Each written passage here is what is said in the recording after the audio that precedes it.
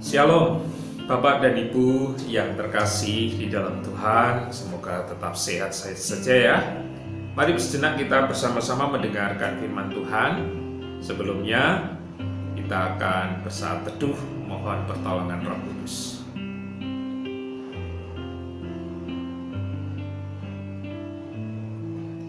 Firman Tuhan yang kita akan dengar, saya ambilkan dari Injil Yohanes pasal yang ke-15 ayatnya yang ke-9. Injil Yohanes pasal 15 ayat yang ke-9. Seperti Bapa telah mengasihi aku, demikianlah juga aku telah mengasihi kamu. Tinggallah di dalam kasihku itu. Saudara yang terkasih di dalam Tuhan, berkaitan dengan wabah corona, telah menimbulkan banyak korban, baik yang meninggal, yang harus dirawat di rumah sakit, atau yang kemudian disebut dengan istilah ODP, PDP, ada karantina mandiri dan sebagainya. Sayangnya, tidak semua orang dapat menerima dengan baik. Ketika ada orang yang kemudian disebut ODP atau PDP, seolah-olah ini barang bagus untuk diejek, barang bagus untuk dilecehkan, dikucilkan. Dan itu terjadi, saudara. Terjadi dalam lingkungan kita, terjadi dalam kehidupan kita. Saya jadi berpikir bagaimana ini orang. Ketika ada orang-orang yang menderita karena wabah, kenapa mereka kemudian mengolok-olok, melecehkan, mengucilkan dan sebagainya.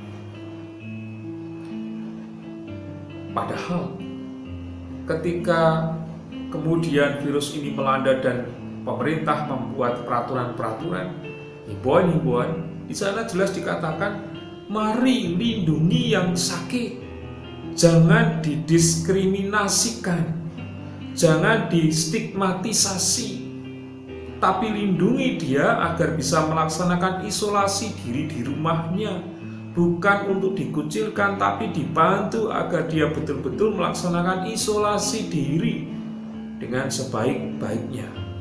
Untuk yang sehat juga harus dilindungi, jangan sampai sakit, harus sama-sama dipatuhi. Kita tak punya cara yang lain, itu kata juru bicara pemerintah Bapak Ahmad Yuryanto berkaitan dengan virus. Tidak hanya itu, PGI juga pernah mengatakan ketika ada peringatan Paskah, Sekretaris Umum PGI Pendeta Jeki Maniputi mengatakan jika ada orang yang terpapar COVID-19 justru menjadi sarana membangun sifat empati kepada mereka yang terinfeksi.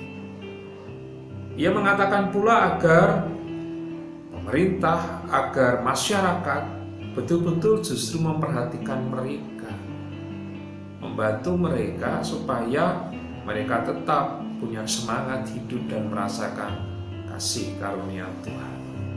Tidak dibenci, tidak dikucilkan, tidak diskriminasi, tetapi tetap diterima dengan kehangatan dan empati serta cinta kasih. Itu yang dikehendaki Tuhan di dalam kehidupan kita. Apalagi kita sebagai umat kepunyaan Tuhan, tentang mencintai, mengasihi itu bukan barang yang baru. Itu seharusnya sudah melekat dalam kehidupan kita, cara berpikir kita, cara merasakan, cara mewujudkannya dalam kehidupan kita.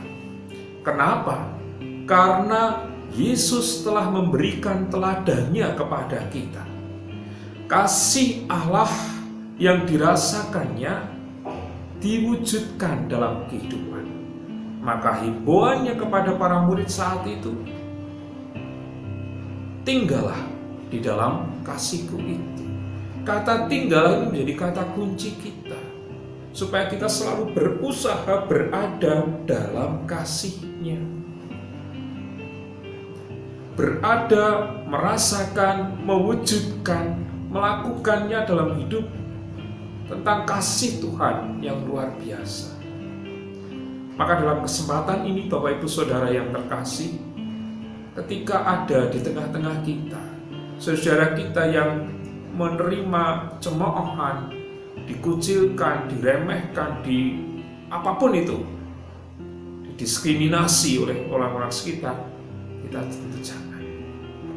Justru kita harus berusaha berempati, mewujudkan cinta kasih kita dengan cara apapun, supaya mereka yang menjadi korban tetap merasakan kehidupan yang lebih baik. Tuhan memberkati kita. Amin.